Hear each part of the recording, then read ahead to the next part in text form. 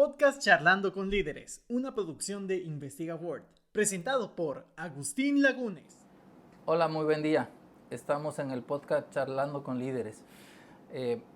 Quiero comentarles que este es el primer episodio. La verdad es que cuando se creó la red RIMSI, hace muchos años, en el 2014, si mal no recuerdo, nuestro objetivo era desarrollar las competencias investigativas en los estudiantes de Iberoamérica. Recuerdo que el doctor Rubén Edel nos dijo, no, tenemos que ir más allá, más de competencias, tenemos que hablar de una cultura investigadora. Y la verdad es que hemos trabajado mucho para que se convierta en una cultura investigadora tanto en profesores como estudiantes de diversas universidades en Iberoamérica. Decirles que después de que se creó la red RIMSI, pensamos en que una buena manera de llegar a los jóvenes era mediante YouTube y creamos el canal Investiga World. Hemos trabajado con él durante algunos años y la verdad es que el primer objetivo que teníamos era tener 100 suscriptores. ¿Y por qué era eso? Bueno, porque con 100 suscriptores ya nos permitían tener nuestra propia dirección. Esto es que ahora la dirección del canal era youtube.com/InvestigaWorld. Y lo logramos. Hoy en día estamos un poquito más de 800 suscriptores. Y como nosotros sabemos, pues no somos un canal de estos populares de viajes y demás, pero sí queremos impactar, queremos que los que se suscriban es porque quieren saber sobre internacionalización, investigación, tecnología. Hace muy poco tiempo, platicando con los integrantes de la red, decidimos que queríamos crear un podcast, ya que YouTube desde hace poco tiempo lo permite, y decidimos que se llamara Charlando con Líderes. ¿Cuál es el objetivo de este podcast? Ustedes pueden ver el video que fue el episodio 0 que le llamamos, pero de todos modos les resumo que lo que nosotros queremos es hacer un pequeño homenaje a esos héroes anónimos que como no son artistas, como no son políticos, jamás van a ser entrevistados en televisión abierta, pero que han hecho mucho por la internacionalización, por la investigación, por la tecnología. Entonces, cuando se nos vino a la mente la idea de Charlando con Líderes, no lo van a creer, pero la primera persona en la cual yo pensé es el doctor Jesús Lao. ¿Y por qué? Se los voy a decir brevemente, porque el doctor Jesús Lao es una persona que ha aportado mucho a la internacionalización, tiene internacionalización desde antes de haber nacido, ha aportado mucho a la investigación, y también ha aportado mucho a la innovación porque él se ha venido renovando constantemente, ¿de acuerdo? Entonces, tengo el gusto que me acompañe en este primer episodio el doctor Jesús Lao. Hay muchísimas cosas que decir de Jesús. La primera que tengo que decir es que considero que eres mi amigo, Jesús. Muchas gracias. Muchas gracias. La segunda es que te admiro mucho. Y es un honor. También decir que cuando yo presento a Jesús con mis amigos siempre digo, es el hombre más citado en habilidades informacionales, ¿no? Tú tienes una carrera, una trayectoria sorprendente, la verdad, y por eso decidimos que tú tenías que ser el primer episodio, ¿no? Entonces, bueno, primero darte la bienvenida y muchas gracias por aceptar la invitación. Al contrario, creo que el que debe dar las gracias soy yo por la deferencia de inaugurar esta serie de podcasts que yo creo que de alguna manera quizá puedan inspirar a algunos de los jóvenes en el camino de la investigación, que es un camino árido y, como tú lo señalas, no siempre reconocido como el de un futbolista. Claro. Pero es un trabajo que deja a uno muchas satisfacciones culturales, académicas especialmente. Yo estoy seguro que sí, que va a apoyar mucho a los chicos cuando vean este podcast. Pues Jesús, vamos a comenzar, como dicen, por el inicio. En el asunto de la internacionalización, yo sé que la internacionalización llegó a tu vida desde antes que tú nacieras, ¿no? Desde el momento en que tus padres se conocen. Creo que esa es una parte importante para saber de dónde vienes y qué es lo que has hecho. Cuéntanos un poquito de tu padre y de tu madre. Bueno, quizás se noten los rasgos, ¿no? Aquí en el video tengo rasgos orientales. ¿Y el apellido? Y el apellido, tengo un apellido chino, es un apellido cantonés. Mi padre tiene de ascendencia china, mi abuelo era cantonés, llegó a México a principios del siglo. Mi madre es mexicana, aunque también tiene una combinación de español, Su abuelo era español, eh, que se casó con una mexicana acá y de ahí sale como producto mi madre. Entonces tengo una combinación étnica, por un lado oriental, por otro lado mexicana, que pues, me siento mexicano 100%, Claro. y por otra parte también la parte española, ¿no? Que todos tenemos algo dentro de nuestras venas. Claro. Si te hacen una prueba de sangre, van a salir esas tres principalmente, ¿no? Yo creo que sí. Especialmente en mi caso, creo que físicamente pues salí con rasgos orientales. Entonces Claro. sí saldría positivo el ADN. Un poquito más arriba del ADN oriental. Bien. Jesús, yo sé que tus inicios fueron difíciles, ¿no? A mí me gustaría que nos platicaras cómo fueron tus inicios cuando eras niño, a qué te dedicabas. Yo sé que tuvieron por ahí problemas económicos. Cuéntanos acerca de eso.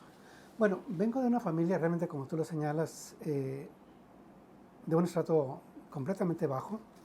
Mi papá no fue a la escuela. Mi papá fue un hombre que aprendió a leer y escribir ya sobre la vida, leyendo cuentos, etcétera, y esforzándose por escribir. De hecho, siempre le costó trabajo escribir. Escribía, pero le costaba trabajo. Mi mamá tuvo la fortuna de ser hija de sirvienta. Mi abuela era una mujer rubia, y en Los Mochis, que es la ciudad donde yo nací, que se fundó a principios del siglo pasado, ahorita está cumpliendo 120 años o 125 años, fue fundada principalmente por norteamericanos y españoles. Y quieras o no, sí había cierta discriminación. Claro. Preferían una sirvienta rubia a una morena. Mi abuela en ese sentido fue privilegiada, ¿sí? Hasta donde se puede decir la palabra, y mi mamá creció en un ambiente de casas que tenían un cierto nivel cultural. Ella, cuando estaba pequeña, la mandaron al kinder para cuidar las niñas del patrón, porque ella era una niña de la calle, una niña Claro. que sabía del mundo. Entonces mi mamá hizo kinder, estamos hablando de los años 30, cuando el kinder era solamente para la clase acomodada. Claro. La mandaron a la primaria llegaba como 1 hora y media tarde, porque antes tenía que alimentar creo que 50 jaulas de pájaros. Llegaba 1 hora y media tarde y la aceptaban porque era la hija de la sirvienta de la escuela. Claro. Terminó la primaria, luego estudió comercio, también porque al terminar la primaria la contrató un periódico, porque en esa época las mujeres no sabían leer y escribir. Claro. Y las poquitas que sabían leer y escribir, pues eran gente de dinero y que se dedicaban más bien a casarse, etc. Mi mamá fue contratada inmediatamente por el periódico, porque no había gente también que leyera y escribiera, estamos hablando de los años 30. Ahí le dan una beca para estudiar una academia comercial. Entonces mamá estudia kinder, primaria y academia comercial, que en esa época era casi como tener una licenciatura. Claro. Sí, Entonces sí. mamá fue una mujer que fue a la escuela, mi papá no, mi papá creció en la orfandad. A mi abuelo lo corrieron durante Elías Calles, corrieron a todos los chinos, les daban 24, 48 horas para que salieran del país y les quitaban todas las propiedades. Mi papá nació en una cuna de tul. De hecho, mi bisabuela fue sirvienta de los padres de mi papá. Pero cuando corren a todos los chinos, les quitan todo, hay una expropiación completa. Mi abuelo lo regresan a China. Mi papá mi abuela se queda sin nada económicamente. Entonces no pudo ir a la escuela porque tenía que trabajar vendiendo naranjas, sí, ayudando en sobrevivir, el mercado, ¿no? etc. Sí. Entonces, yo crecí en el campo. Mi papá se conocía en una fábrica. Mi mamá era la mujer letrada del sindicato. Estamos hablando ya de la época de Lázaro Cárdenas. Sí. Ella era, porque era la que sabía leer y escribir entre todos los trabajadores, era la que les revisaba si les habían pagado bien, la secretaria de actas. Y mi mamá era una mujer de 16 años. Mira. Muy guapa, mi mamá fue una mujer muy guapa, muy segura de sí misma. Además, tenía la dureza pues, de haber crecido en barrios bravos. Claro. Entonces, ellos se conocen en esa fábrica. Mi mamá trabaja hasta cuando tuvo mi segundo hermano. Después de eso se van a trabajar al campo. Mi papá empieza a cultivar verduras, hortalizas. Se van allá y trabajamos, ahí crecí en el campo. Y un día, cuando yo ya tenía casi cumplía 9 años, mi mamá se le paró a mi papá enfrente, era un verano, vivíamos como a 3 kilómetros de la ciudad, y mamá le dijo a mi papá, se decían viejos, decía viejo, nos tenemos que ir a la ciudad. Y papá le dijo, no, vieja, pero ¿cómo le vamos a hacer? Si ustedes son mi ayuda. Nosotros y ahí ayudábamos estaban a mi bien, papá. ¿no? Sí, teníamos una huerta, teníamos gallinas, teníamos cabras, etc. Y dice, pero yo no quiero que mis hijos sean burros. Mi papá no estaba muy de acuerdo, pero como a las 3, 4 semanas teníamos todo montado en un camión y nos fuimos a la ciudad y llegamos a una casita que nos prestó mi abuela y mi mamá inmediatamente empezó a buscar escuelas. Nos inscribió en una escuela rural en un ejido, porque ya en la ciudad no encontramos lugar, porque ya era tarde. Entonces crecimos en un ambiente de limitaciones. Yo tuve una silla hasta que tuve 10 años. No me digas. Nuestro asiento era un bote de Mobil Oil, que yo hasta lo limpiaba, y nuestra mesa eran 4 palos con otros palos arriba. Entonces fue una época de limitaciones. Difícil. Pero gracias a que mi papá era un hombre que no tomó ni fumó, muy ahorrativo, y mamá, que era también una mujer muy trabajadora, que administraba muy bien, y que mi mamá tenía muy claro que la educación era importante. Para mi papá no era tan importante. Sin embargo, pues él estaba de acuerdo con la decisión, nos sostuvo, crecimos, fuimos a esa escuela primaria. ¿Cuántos hermanos eran, Jesús? Fuimos 4. 4. Cuatro hermanos. Fuimos a esa escuela primaria. Cuando entramos, la escuela no tenía ni baños, era un ejido.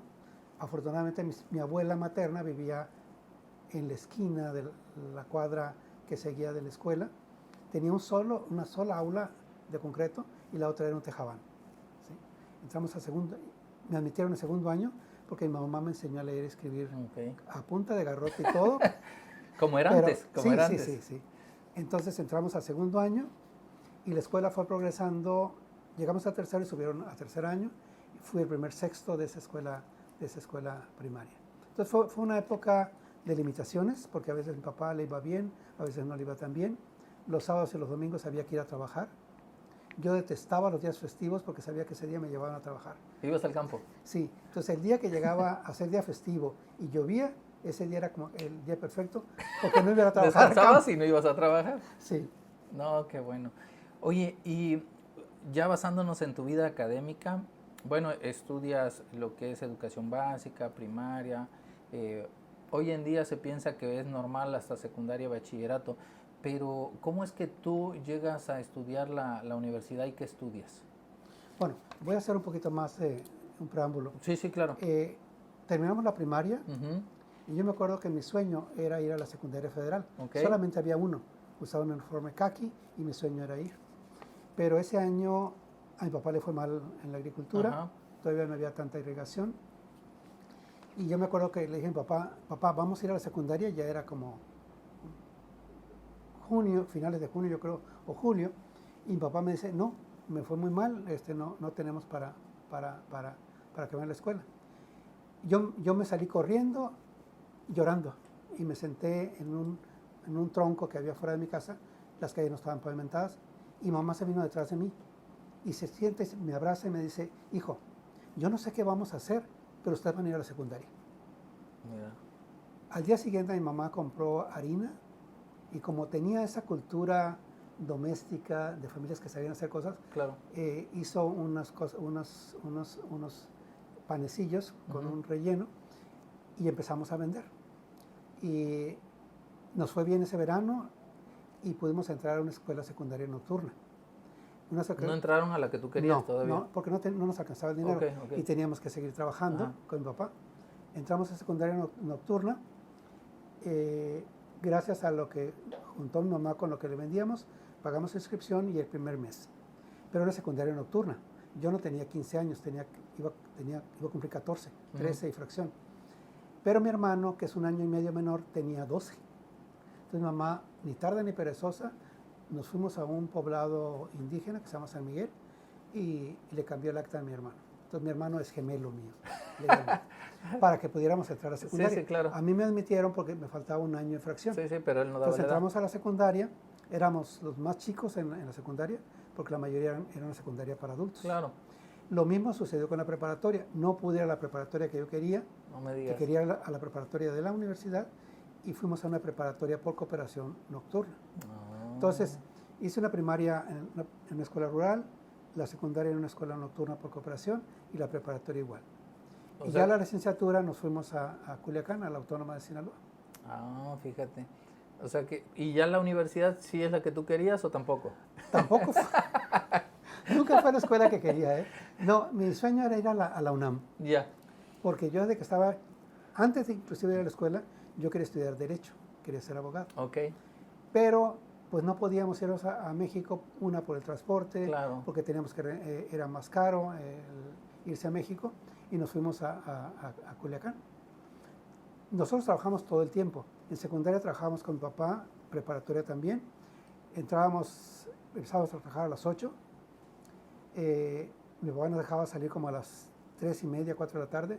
Tomábamos una bicicleta y recorríamos 14 kilómetros en terreno sin pavimentar, por los bordos de un canal, Terracería que le para llaman, ¿no? llegar a la casa, bañarnos y entrar a las 6:30 a la escuela. En la universidad ya trabajé yo en la propia universidad, empecé a trabajar en bibliotecas como ayudante ahí.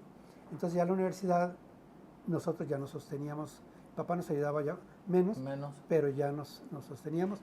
Gracias a eso pudimos comprar el primer refrigerador en una ciudad donde la temperatura sube a 45 grados. Sí. Sí. Oye, y entonces, ¿qué estudiabas? ¿Derecho? Yo estudié Derecho, Estudiaste Derecho, ahí en Sinaloa. pero ya estudiando Derecho, cuando hice las prácticas, decidí que esa no era mi carrera. Pero la Entonces, concluiste, ¿no? Yo la concluí bien y voy a presumir. Me entregaron un diploma por aplicación, estuve entre los 3 niveles más altos Qué bueno. en mi carrera. Fue una etapa que yo aprecié la carrera, pero ya cuando iba a entrar a cuarto dije, no, yo no voy a ser abogado. La termino bien, pero no va a ser mi carrera. Y además ya estabas en biblioteca. Yo estaba trabajando en una biblioteca de trabajo social como asistente. Ahí fue tu primer contacto con las bibliotecas. Ahí fue mi primer contacto con bibliotecas. Trabajaba porque yo requería pues mantenerme, pero ni sabía lo que eran ni entendía la profesión. Claro. Oye, ya me da miedo preguntar eso, pero ¿la maestría sí era lo que tú querías? Fíjate que no. Bueno. La verdad es que, bueno, esto como un consejo creo que esto es para jóvenes. Claro. Yo diría, no siempre puede uno tomar el camino que uno quiere. Claro. Pero hay otros que aunque no los conozca uno, pueden llevarlos a grandes satisfacciones. Mi sueño cuando estudiaba la licenciatura era estudiar diplomacia en el Matías Romero, que es el instituto donde capacitan todo el personal de relaciones exteriores. Sí. Y hay que pasar una prueba, saber idiomas, etc.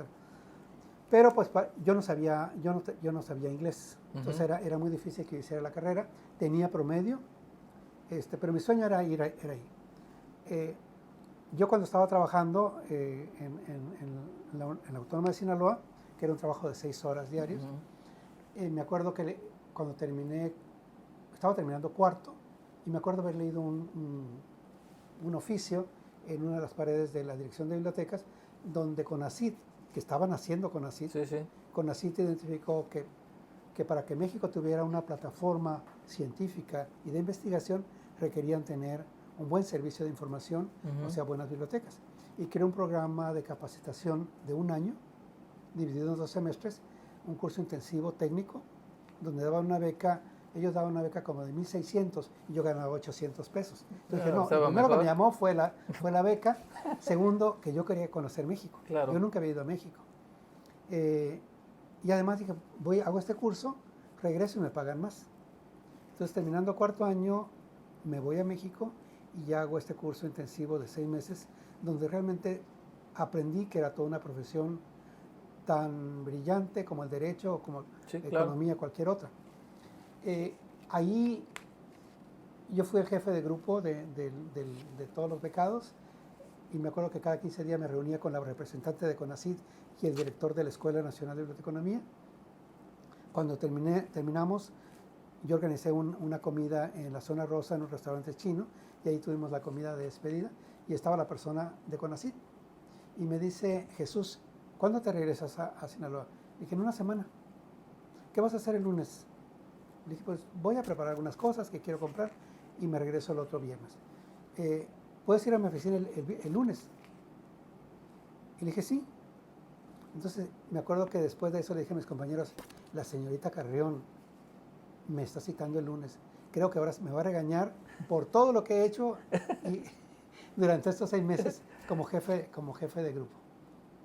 Fui el lunes y para mi sorpresa me dijo, tenemos un programa que estamos iniciando de maestría en bibliotecología y como México no tenía maestrías en esa época, Sí. me dijo, tenemos este programa, te podemos ofrecer una beca, porque yo era uno de los pocos que tenía estudios ya de licenciatura, Sí, o que claro. estaba a punto de terminar. Sí, Yo dije que, pues que realmente había soñado con ir a Estados Unidos claro. y menos hacer una maestría allá. Me regreso a Sinaloa, presento todas las materias del semestre que había perdido a título de suficiencia y hago mi semestre normal de 5º año.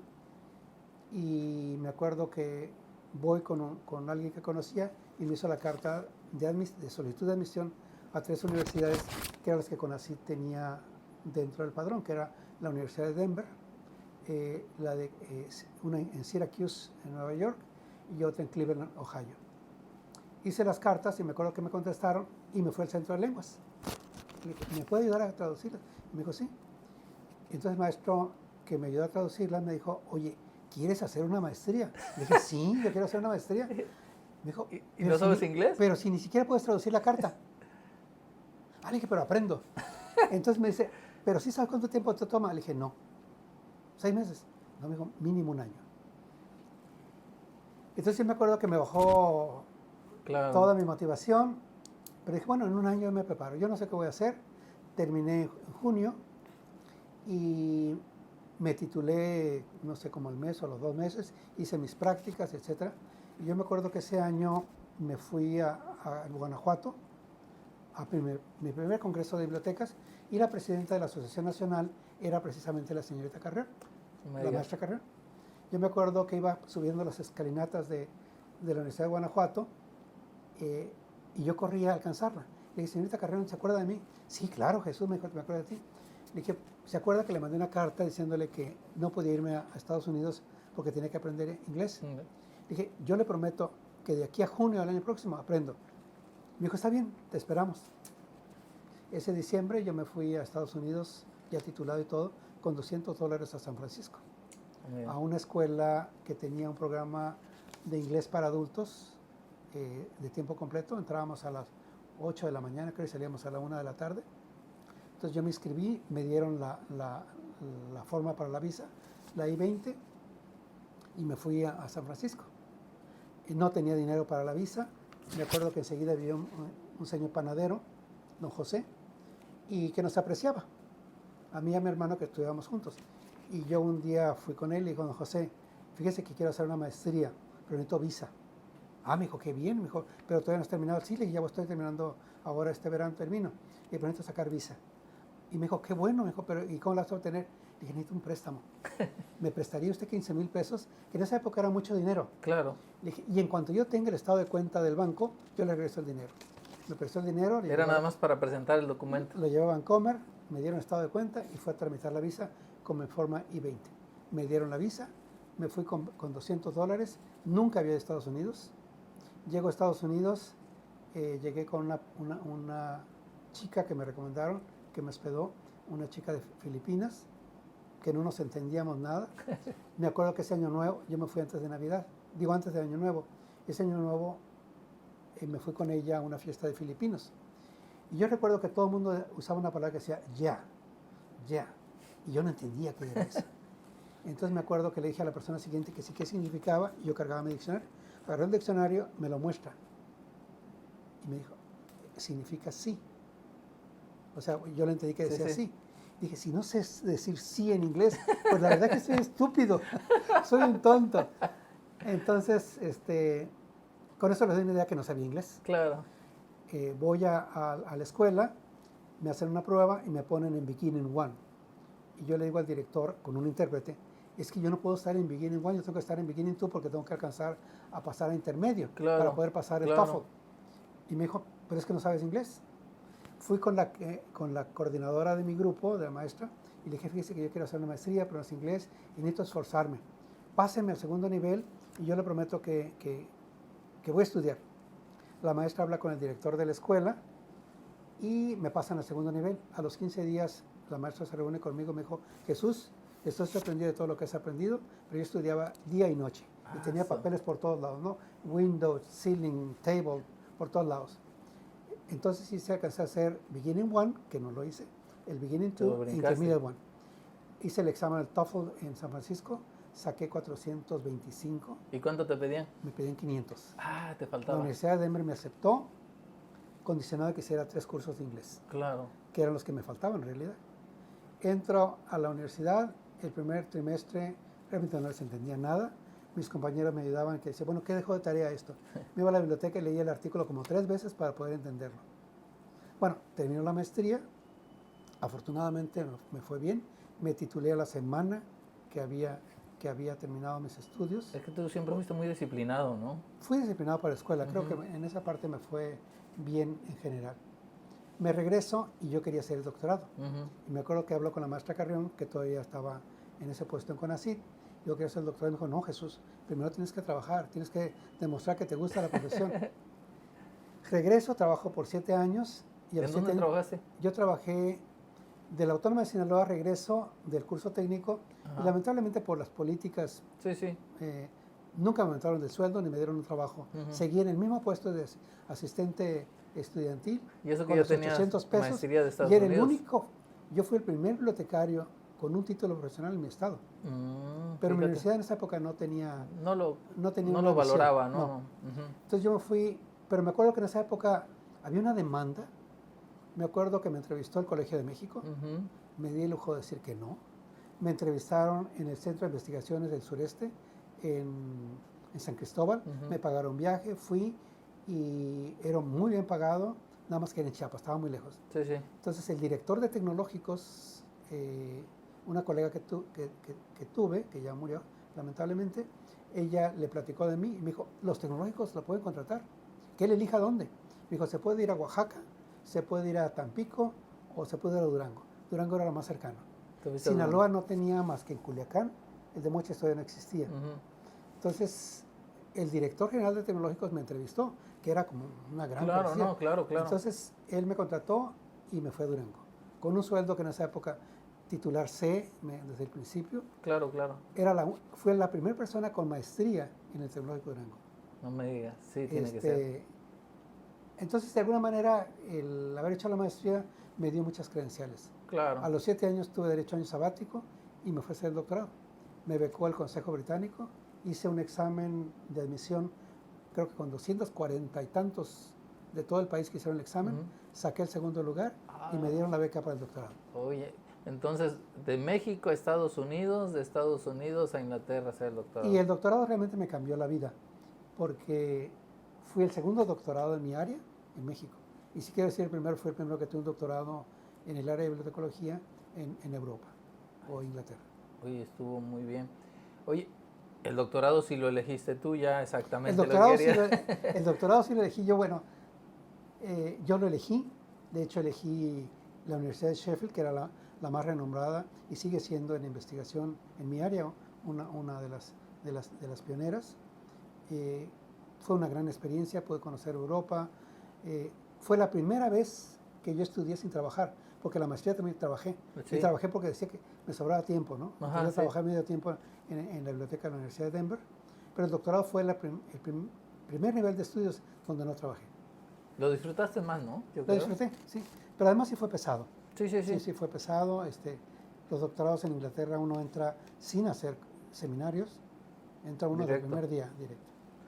Pero la ventaja era, bueno, punto número 1 era lo que querías y punto número 2 estabas dedicado a ello, ¿no? Sí. Y si tenías disciplina para la maestría y trabajabas, pues ahora como que yo creo que había que disfrutarlo más. Sí. Oye, pues qué bien. Fíjate que en esto de la internacionalización, antes de preguntarte un poquito más sobre el tema, me gustaría irme a tus orígenes, ¿no? Porque, bueno, yo no sé y muchos de nuestro auditorio no sabrá qué se siente pues ser de ascendencia chino, ¿no? Y mexicano. ¿Eso te dio algún conflicto al principio o siempre estuviste orgulloso de serlo? ¿Qué sentías? No, debo decir que hasta yo no fui una persona de conflictos. Sí. Yo siempre le di la vuelta a las situaciones conflictivas, no fui de golpes. Pero las pocas veces que hubo que tener violencia, ¿no? O sea, responder, Sí, sí. fue por ataques, por decirme chino. Ah, Mi segundo hermano, que fue siempre mi compañero de escuela, sí. mi hermano era más fornido, más alto, él era el de los golpes. Era una escuela primaria rural, como ya lo mencioné, Ujú. donde había poca información. Entonces, siempre nos dijeron chinos. Te y veían feo, ¿no? Nos decían toda una sarta de palabras que tienen que ver con que terminan en chino, ¿no? Sí, sí, Decían, sí. chino, pícate. Y ahí ustedes se imaginarán lo que decían, ¿no? Sí, sí. Entonces, los pocos conflictos que yo tuve fue porque nos decían chino. Mm. Mi papá tuvo más todavía. De hecho, mi papá, él se quitaba el apellido. Él se Ah. puso primero el apellido, él se apellidaba Ibáñez. Ujú. De hecho, cuando yo terminé la primaria, yo me llamaba Jesús Guadalupe Ibáñez, Ah, porque mi papá mira. se ponía. Pero mi maestra, que fue mi primer maestra normalista, porque las demás fueron aprendices, Sí. me acuerdo que hizo una hoja en mimeógrafo para saber cómo estaban nuestros nombres. Y resulta que mi mamá, su padre se apellidaba Chicuate, pero a mi mamá no le gustó el apellido del padre, porque además no la sostuvo. Ujú. Entonces yo no quiero a alguien que no me sostuvo, Claro. y se puso el apellido de la abuela. Entonces se puso Noriega. Mi papá se quitaba el Lau porque era chino y lo discriminaban más. Y se puso Ibáñez, que era el apellido de mi abuela. Entonces yo me llamaba Jesús Lau Ibáñez. No, Ibáñez Noriega. Entonces la maestra dice, bueno, ¿por qué tienes estos apellidos? Vino, entrevistó a mis papás y a raíz de eso mis papás se casan. Ella lo motiva a que se casen para que tuviéramos ya un acto, un acta propia, porque mi madre además ya no se quiso casar. Ah, mira. Ella hizo firmar a mi papá, que era virgen, pero que no se casaría, para que el día que se quisieran dejar no hubiera ningún problema. Mira. Mi mamá fue una mujer muy progresista para su tiempo. Bueno, cuando llego a sexto año, cambio el apellido. Entonces llego a la secundaria y ya me apellido Lau. Entonces fue motivo de burlas, de bromas siempre, por parte de los Claro. compañeros. Mi primera vez que yo escuché de China fue en una clase de historia, donde la clase anterior no tuvimos clase, Ujú. y los compañeros empezaron a hacernos bromas. Mi hermano, que era el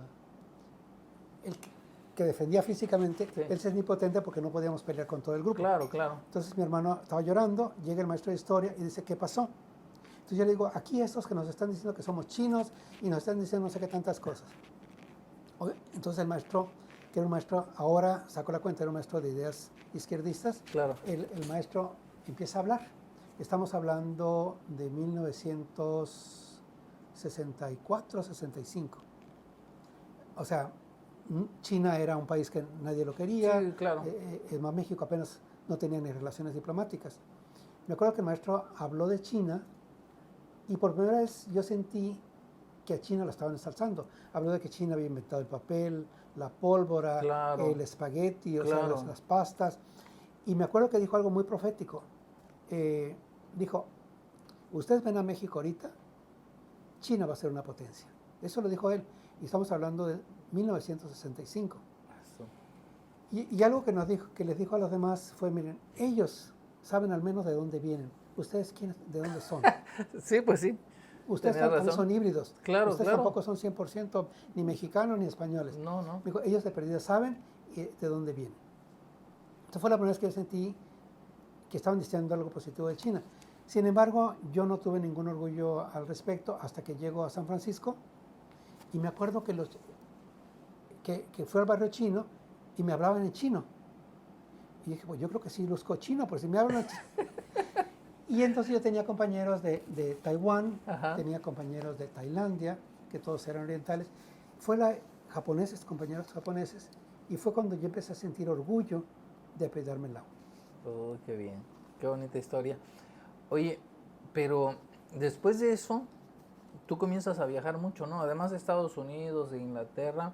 Digo porque hay una broma, para los amigos del auditorio se los voy a decir, hay una broma que hacemos con Jesús Lau, que cuando estábamos en pandemia, él viaja tanto que yo le decía a Jesús, lo que tú tienes que hacer ahora que estamos en pandemia, ve al aeropuerto, aquí al Heriberto Jara, del puerto de Veracruz, entras, tomas oxígeno y regresas a tu casa, porque el hombre no podía viajar, porque viajas mucho.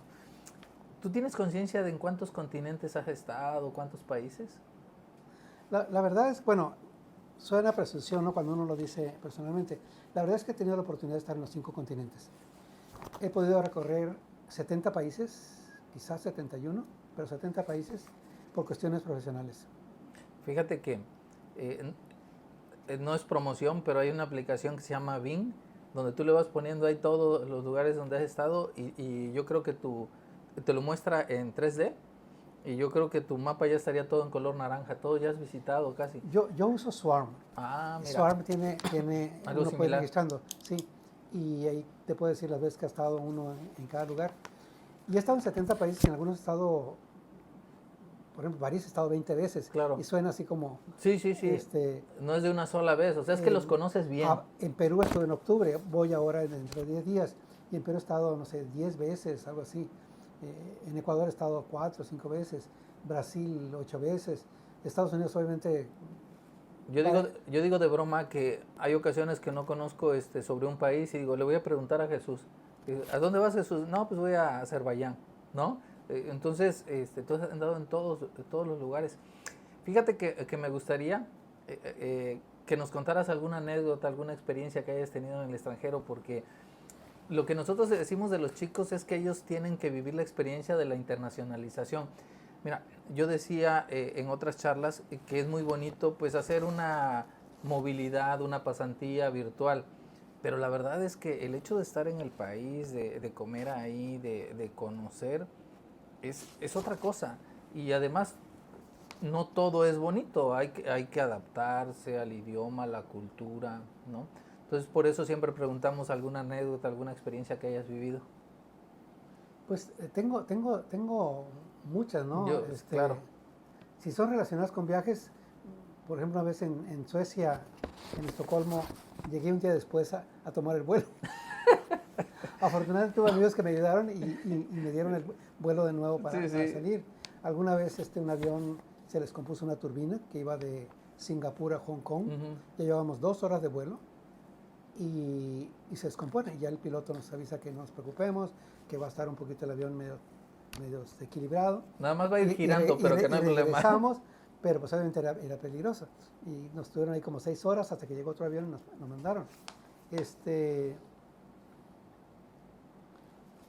Una vez, por ejemplo, cuando viajé a Sudáfrica, yo entré a Sudáfrica, pues, me acuerdo que me iba a hacer un safari y iba a un congreso y también iba a dar un curso en Botswana. Me voy a dar el curso de Botswana, un curso de UNESCO, doy el curso que fue de una semana, regreso a Sudáfrica y resulta que me dicen que requiero visa. Digo, pero yo estuve aquí hace 10 días. O sea, ¿saliste, hace una entraste? semana. Digo, no, requiere visa. Entonces para mí fue un shock y estaba empezando a anochecer, como a las 6, 7 de la tarde. Entonces digo, bueno, pero ¿habrá alguna forma de sacar la visa por acá? Entonces, y le digo, vengo a un congreso y ahí les doy toda mi historia académica. Sí, sí. Dije, vengo de Botswana a dar un curso de UNESCO, etc. Entonces me acuerdo que me escuchó un oficial, me dijo, déjeme ver, creo que hay alguna excepción. Y se pone a revisar la reglamentación y resulta que no le pedían visa a gente que trabajara para el gobierno, o sea, instituciones financiadas por el gobierno. Entonces, la Universidad Veracruzana, ya no me acuerdo qué universidad estaba en ese entonces, pues están financiadas por el gobierno federal. Claro. Entonces ya les digo, mire, aquí está, tuve que sacar información, tardé como 3 horas en hacer toda la... Pero lo lograste. Y me dieron la visa y ya pude entrar al país. Imagínate. Pero la verdad que como tú señalas, es muy importante hacer estancias en el extranjero. De hecho, a mis estudiantes siempre he tratado de que se vayan en el doctorado, que hagan la estancia, porque eso les cambia la vida. No es lo mismo leer, mirar un video, que estar ahí, tener el aroma de los alimentos, la plática, la charla, el tropezarse en otro lugar, porque realmente está aprendiendo uno al 100%. Es una inmersión, como dicen en inglés, en la cultura académica, etc. Sí, de hecho hay investigaciones que dicen que una persona que viaja, que está en el extranjero, que se vuelve más tolerante, ¿no? Que aprende a comer más, porque bueno, hay muchas personas que casi no les gusta nada de comer, pero cuando tú comienzas a viajar, hay ocasiones que estás pidiendo la comida y no sabes qué estás pidiendo. Exacto. ¿no? Entonces tienes que ser más tolerante y comer más. Para cerrar esta parte de internacionalización, además de que hagan estancias, ¿qué más le recomendarías a nuestros estudiantes? Bueno, yo recomendaría 3 cosas. Una, aprender un idioma extranjero, de preferencia en inglés. Claro. Si aprenden inglés bien, o sea, realmente hacen todos los niveles, realmente están abriendo las puertas del mundo. Pueden estar en Israel, pueden estar en Rusia, pueden estar en China, en cualquier país, porque el inglés es una lengua franca. Claro. Realmente puede uno interactuar en cualquier parte del mundo. Si hablan un tercer idioma, pues todavía se vuelve mucho mayor. Cuando uno aprende un idioma, no solamente aprende el idioma, aprende la cultura, aprende los valores Claro. de esa sociedad. Entonces, cuando se aprende el inglés, realmente uno puede viajar a la India sin ningún problema, a Sudáfrica, a los distintos países, aunque no hablen el idioma. Entonces, número 1, el inglés. Para mí, haber estudiado inglés en Estados Unidos en forma intensiva, realmente me dio, 1, las becas mismas, Claro. y todas las posibilidades de viajar. Número 2, es muy importante tener una cultura general sólida. Claro. Lean todo lo que puedan. Yo les recomiendo, lean el periódico diariamente, porque eso les va dando una cultura general de política, de economía, de historia, de cobertura geográfica del mundo. Entonces, una cultura general sólida hasta donde puedan. O sea, vayan un poco más allá de las redes sociales, Claro. que también educan, pero traten de leer literatura profunda. Número 2, en su profesión, escojan un área que les llame la atención, que les apasione, para que se vuelvan especialistas.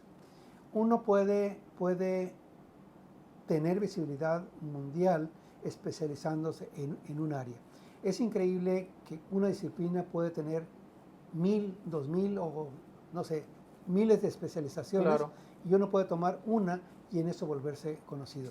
En mi área, el tema que yo escogí fue el desarrollo de habilidades informativas para el aprendizaje, que lo empecé a trabajar hace 25 años, el momento en que era un tema novedoso y que realmente he podido aportar no solamente en México, sino a nivel internacional. Claro. A través de publicaciones, participaciones en congresos. Entonces, básicamente son 3 recomendaciones.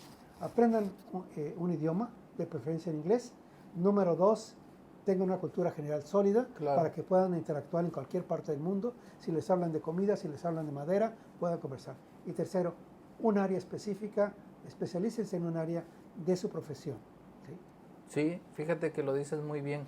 El inglés abre las puertas, ¿no? Abre las puertas porque, como bien dices, pues es el idioma que se habla en todo el mundo, ¿no? Alguien te va a hablar inglés en cualquier parte del mundo donde estés. La cultura es fundamental, Jesús, porque cuando viajas, las personas te preguntan cada cosa de tu país y luego uno la desconoce, ¿no? Exacto. Luego yo les decía que cuando yo comencé a viajar, realmente yo no tomaba licor, y entonces las personas me preguntaban cómo se hacía el tequila. Me decían, nos gusta mucho el tequila de México, ¿cómo se hace? Y yo no sabía. Últimamente me preguntan y ahora ya lo sé, claro.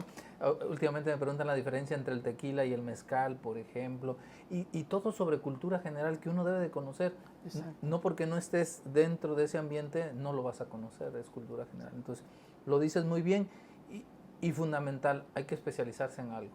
O sea, tú lo has hecho muy bien, por eso te estamos entrevistando ahora, porque tú eres, no sé si el más reconocido del mundo, pero desde mi perspectiva sí, tú eres el más reconocido en el mundo en habilidades informacionales.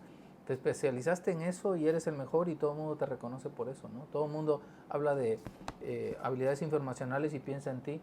Yo he estado en charlas en Perú y saco el tema y dicen Jesús Lau. Y he estado en otros países y saco el tema y Jesús Lau. Entonces, para mí, por eso tú eres el mejor en esa área, ¿no? Y lo has hecho bien. Entonces, creo que de esos 3 consejos que das, tú lo has hecho perfectamente bien. Entonces, muchas gracias. Mira, vamos a continuar sobre este tema, porque, como yo dije al principio, tú además de esta parte de la internacionalización, no sé en dónde has aportado más, pero has aportado mucho en ambos, pero en investigación también, tenemos que hablar de investigación, Jesús. ¿En qué momento entras tú en la investigación? Hasta que llegas a la maestría, ¿cuál es tu primer contacto con la investigación, tu primer paper? Cuéntanos. Bueno, debo decir que Siempre me gustó escribir. Sí. De hecho, cuando estaba en la primaria, me escribía cartas. Ujú. Entonces, de alguna manera me gustaba escribir, que es una habilidad que uno tiene que desarrollar. Pero la parte de investigación creo que surge principalmente después de terminar, hacer la maestría, que hice una investigación de campo. Ujú. De hecho, hice una encuesta en todo el norte del país, desde Sonora, Sinaloa, Nuevo León, Coahuila. Y me acuerdo que me gustó mucho hacer trabajo de campo. Llegué a bibliotecas públicas desde entrando por Nogales hasta terminar por Laredo. Eso me gustó mucho. En su momento el tema era interesante. Entonces, cuando terminé la maestría, yo recuerdo que tenía ese impulso de escribir. Me acuerdo que mi primer documento fue un programa, que así le llaman en arquitectura, Sí. un programa para construir la primera biblioteca pública del estado de Sinaloa. Entonces, el gobierno del estado me contrató como asesor y me fui al Colegio de México, donde me asesoró el que era director, Ario Garza Mercado, y me acuerdo que lo hice, el primer documento que yo diría que hice escrito formal, Sí. y él me revisó bibliografía. Luego, yo me acuerdo que cuando me contrataron en el Tecnológico de Durango, que fue a los 6 meses después de terminar la maestría, yo me iba a un congreso. Yo me contrataban, empezaba a trabajar el lunes, y yo le dije, bueno, yo empiezo el lunes, pero el viernes voy a un congreso a Saltillo. O sea, ya tenía la curiosidad de participar en claro. asociaciones. Que debo decir, voy a retroceder un poquito. Claro. Hace rato, cuando mencionaba las tres, ¿qué factores son importantes para tener una cultura internacional? Yo diría que otra es, sean miembros de asociaciones. Ah, sí. Las asociaciones son como pasarelas. Ujú. Las pasarelas saben las de moda, ¿no? Sí. Ahí se lucen los modelos y que han creado los diseñadores, etc. Los congresos son una pasarela profesional. Allí es donde lo conocen a uno, Claro. y donde uno puede compartir lo que sabe. Yo siempre participé en asociaciones desde que era estudiante. Creo que en Estados Unidos creo que en este momento soy el socio más antiguo que tiene la American Library Association, que tiene como 60,000 miembros. No me digas. ¿Y tú eres el en más México, antiguo? creo que soy el más antiguo. Ya soy porque ya murieron mis colegas anteriores, pero soy uno de los pocos que además he sido miembro, yo soy miembro del 74. No me digas. ¿Sí? Entonces, las asociaciones son un gran vehículo para darse a conocer. Claro. Ahora, no ir nada más a estar sentado y escuchar. No. Yo siempre que he ido a un congreso he tratado de participar. Ahí comencé a mis pininos escribiendo y presentando ponencias. Entonces, eso lo comienzo después de la maestría. Durante los 7 años yo participé en los congresos, fui tesorero de unas asociaciones, siempre estuve activo en las asociaciones, Sí, no era pasivo, sino activo. Claro, claro. En eso. Regreso al doctorado, y ya con el doctorado, pues regreso con las habilidades de investigación. Hacer un doctorado es desarrollar habilidades de investigación. Claro. Yo siempre digo que un doctor que tiene el título y no publica, no llegó a ser un doctor. Yo regreso y empiezo a publicar. Yo regresé en 1988 y tenía ya cierta producción, porque cuando fui estudiante estuve publicando en inglés, y publicar en inglés tiene un valor todavía mayor que hacerlo en español. Claro. Regreso y entro al Sistema Nacional de Investigadores en el 89, o sea, el año de hacer el doctorado. Ahí fue donde siento que te estaba haciendo justicia la revolución, ¿no? Fue donde realmente empieza a despuntar ya la carrera. Oye, eso es sorprendente, porque yo hace algunos años le contaba a algunos amigos tu anécdota, y yo le decía, es que Jesús tiene como 30 años en el Sistema Nacional de Investigadores, ¿no? Tengo 34 años, creo que ya voy a entrar al 35. 34 años en el sistema. Mira. En mi profesión fue el primero. Antes que colegas de la UNAM. No me voy a decir así. No, con está voz bien, baja, sí. con voz baja. Que no se escuche. Lo que sucede es, primero, me sorprende los años que tienes continuos en el Sistema Nacional de Investigadores. Para los amigos que no están en México, sabrán que el Sistema Nacional de Investigadores pues tiene, muchos dicen, a la crema innata de los investigadores en México, pero además es un proceso muy complicado para el ingreso y muy complicado para la permanencia. Cada año se están cambiando las reglas, ahorita acaban de cambiar las reglas, y entonces tenemos investigadores que son buenos, que ingresan, que salen, que regresan, algunos que lo intentan 2, 3 veces y que no lo logran. Tú entras a la primera, tienes 34 años ahí. Nunca he salido. Nunca ha salido. Oye, ¿y cómo sucede eso de que le dicen a Jesús Lao, Jesús, si quieres te damos el nombramiento de investigador por 15 años? Bueno, voy a hacer también un comentario adicional para comentar la dedicación que ha habido, ¿no? Sí, claro. Yo siempre fui investigador, bueno, siempre traté de tener 3 cosas. Uno, la parte administrativa de mi carrera, Claro. practicar la docencia y practicar investigación. Sí. Yo fui director de bibliotecas desde el 88, cuando entré al Tecnológico de Durango fui como director de bibliotecas. Entonces he sido director. Entonces siempre he tenido una carga administrativa fuerte de lidiar con sindicatos, hacer presupuestos, reuniones, etc. Y a la par tratar de jalar un poco de tiempo para publicar. Entonces siempre trabajé los fines de semana o cuando se podía en publicar, en tratar de estar activo. Ahora, creo que fue uno de los primeros, en la UV creo que fue el segundo, en tener un periodo sin evaluación por 15 años. Esa se da cuando uno creo que hay que tener 15 años mínimo, ininterrumpidos, y haber cumplido 65 años. Oye, qué bien. Ya casi me los termino, y el día que me los termine, creo que me faltan 3 o 4, ese día sí ya le voy a decir adiós. Porque además, según recuerdo, creo no aceptaste los 15 completos, aceptaste 13, algo Todavía así, ¿no? me di el lujo. Te diste el lujo de decir, no, esos últimos 2 no los quiero. Oye, y nosotros sufriendo aquí. No, pero qué bien. Oye, entonces, bueno, tú entras al Sistema Nacional de Investigadores, son más de 34 años que estás en él. Ahora, bueno, ese nombramiento por 15 que aceptaste 13. A mí me gustaría, para ir cerrando, me gustaría que le des un consejo a los estudiantes, a las personas que nos ven en este ámbito de la investigación, porque pues no necesitamos decir más, ¿no? Es muchos años en los que tú has estado aquí. ¿Cómo un estudiante puede volverse investigador? Yo creo que lo primero que tiene que tener es esa motivación de preguntarse los porqués de las cosas, ¿no? Y tratar de explicarlos. Pues el primer paso es leer en el área que uno, si ya identificaron un área específica de su disciplina que les interese, tratar de leer y estar al día. Y pueden hacerlo a través de Twitter, por ejemplo, teniendo a los líderes de esa área, teniéndolos dentro de los que uno sigue. Igualmente en las redes sociales. Yo normalmente antes de la era digital siempre me suscribía a las revistas de mi área y las pagaba yo. Claro. ¿Sí? Y pertenecía a las asociaciones, donde uno encuentra mucha motivación. Cada congreso que iba, regresaba yo con una motivación muy alta, Claro. porque había conocido a fulano, a mengano, me ofrecieron tal proyecto.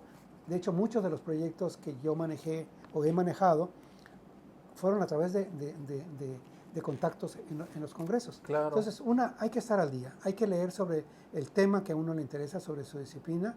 Número 2, háganse miembros de las asociaciones profesionales que les sean relevantes. No vayan como entes pasivos, sean activos, tomen participación, anótense como tesorero, como corresponsal, etc. Y eso automáticamente les va a generar una sinergia muy padre, porque la gente que normalmente está dirigiendo una asociación es gente líder. Claro. Normalmente la persona más ocupada es la que está también dirigiendo una asociación. El otro consejo es, no tengan temor por escribir. Hay que empezar, para aprender a escribir hay que poner la pluma. Ahora tenemos a la inteligencia artificial, que habrá que desarrollar nuevas formas, ¿no? nuevas técnicas. Pero escriban. Quizá el primer trabajo no sea de mención honorífica, pero eso les va a generar un camino. La verdad es que es increíble que cuando uno publica, hay gente que lo invita sin conocerlo, simplemente porque leyó un artículo de uno. Claro. ¿Sí? Yo he tenido, por ejemplo, estuve en Siberia un invierno, me acuerdo que me invitaron con todos los gastos pagados para presentar un libro que ellos me habían traducido al ruso. No me digas. Y me invitaron gentes que no me conocían. Sí. O sea, entonces, escribir tiene un beneficio muy alto. El otro es comunicarse. Aquí ya estoy ampliando un poco el panorama, ¿no? No, sí. Pero no tengan miedo de hablar. Siempre participen, hagan preguntas, anímense a compartir lo que saben. Yo les recomendaría, tomen un curso de teatro. Eso les ayuda mucho a dirigir la vista, a la gesticulación, al énfasis que uno tiene que hacer a las palabras. Realmente el éxito, pues, es esa cultura general, es el idioma, es la especialidad que tengan, pero también la forma en que lo comuniquen. Hay que saber comunicarlo. Claro. ¿Sí? Ya cuando lo invitan a uno 2, 3 veces, ustedes ya van a saber que están llegando al nivel que el público quiere, que les están compartiendo algo valioso y que además se los comparten en una forma adecuada. Sí, fíjate que tienes mucha razón. Dicen que se aprende a andar en bicicleta practicando andando en bicicleta, pero que para aprender a escribir primero tienes que leer mucho. Sí. Entonces hay que leer mucho antes de escribir y después a escribir, ¿no? Jesús, hay muchísimo que platicar contigo, pero por cuestiones de tiempo vamos a ir cerrando. A mí me interesan dos temas. Uno es, te cuento una anécdota. Hace muchos años yo recién ingresé a trabajar en la Universidad Veracruzana y me mandan de comisión a Veracruz, a la Facultad de Contaduría, que está junto a la USBI, para los amigos que no conocen, aquí en el puerto de Veracruz. Bueno, no hemos dicho que estamos en la casa de Jesús y que le damos las gracias, que nos recibió amablemente, ¿verdad? Y recuerdo muy bien que yo vi a 2 personas en el puerto de Veracruz que hace una temperatura de 35, 40 grados centígrados, ¿no? En ese momento. Y vi a 2 personas que llegaron en traje al puerto de Veracruz e iban caminando de la Facultad de Contaduría hacia la USBI. Entonces me sorprendió porque dije, ¿quién viene de traje al puerto de Veracruz? Y le pregunté a un profesor amigo, dije, oye, porque además se veía que eran extranjeros, ¿a qué vienen esas personas? Y me dice, tengo entendido que vienen a ver al doctor Jesús Lau porque la UNESCO quiere que trabaje con ellos para un libro. Y yo lo primero que dije es, ¿quién es Jesús Lau? O sea, yo ya tenía ganas de conocerte porque dije, si mandan a alguien de la UNESCO para que venga y hable con Jesús Lau, pues ese Jesús Lau es muy importante, ¿no? Entonces, desde ahí yo te quería conocer, y cuando me invitan a participar en el doctorado muchos años después, pues lógicamente que ya te admiraba y todavía no te conocía, por lo mismo que tú decías. Esa parte me gustaría conocer, ¿cómo llegas tú a trabajar con la UNESCO? Bueno, aquí regreso a algunos de los puntos que ya comenté. Mi contacto con la UNESCO fue a través de una asociación, que es la Federación Internacional de Asociaciones de Bibliotecarios, que está en La Haya. Okay. Es una federación que su sede está en Holanda. Y yo en esa asociación empecé a trabajar terminando el doctorado. De hecho, el que fue mi tutor en Inglaterra, él me consiguió que presentara una ponencia en París. Wow. Me acuerdo que hice la ponencia y no tenía dinero, porque trabajar en tecnológico, los tecnológicos no tienen tantos recursos como las universidades, y si los tienen, los manejan de forma diferente. Sí. Me acuerdo que yo fui a un congreso a Saltillo, que yo ya estaba antes. Y de esas cosas que se da una serie de coincidencias. Paso por el stand y yo normalmente saludo a las personas. Me acuerdo que llegué a un stand donde estaban una empresa holandesa, pero esas cosas que yo no llego, les pregunto, platico, etcétera, se interesan mucho en lo que hago, y les digo que hice una ponencia para un congreso en París de IFLA, que era el Congreso Mundial en la área de bibliotecas. Dije, el problema es que no tengo dinero. Y entonces me acuerdo que la vendedora me dijo, a lo mejor podemos hacer algo por ti. Y dije, ¿pero qué puede hacer por mí? ¿No te imaginaste? Me dijo, a lo mejor podemos pagarte el viaje. Le dije, ¿pero qué tengo que hacer? No, nada más nos mencionas, nos agradeces. Bueno, la empresa me pagó el primer congreso a IFLA y fue en París. Yo tenía, pues estaba con muchos menos años que ahorita, recién salido del doctorado, voy a París. Ahí me acuerdo que mi tutor, que era un hombre, es muy conocido él, con algunos honores causa, me dijo, Jesús, vas a presentar la ponencia y no vas a leer. Pues yo tartamudeando, porque Bueno, inglés es mi segundo idioma. Claro. Creo que lo hablo bien, Sí, sí, sí. pero de todas maneras no tenía la experiencia, las tablas para hacerlo a nivel internacional, a un público... Y expertos en el sí, área, sí, ¿no? ¿no? En expertos y además pues, de diferentes partes del mundo. Pero el Congreso, como es internacional, reúne gente que de alguna manera uno no podría conocer de otra forma. Claro. Estaba gente de la UNESCO, gente de la Biblioteca del Congreso de Estados Unidos, del mundo editorial, etc. Entonces, me acuerdo que yo llegué al Congreso y dije, yo quiero participar en este Congreso.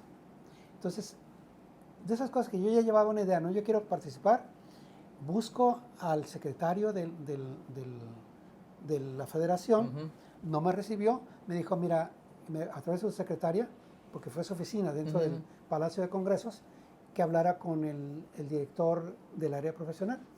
Fui, era un holandés, y le dije, mire, yo me acabo de titular, trabajo para una institución en México, que chica, que no tiene dinero, etcétera, pero yo quisiera participar en la asociación, ¿hay algún trabajo voluntario que pueda hacer?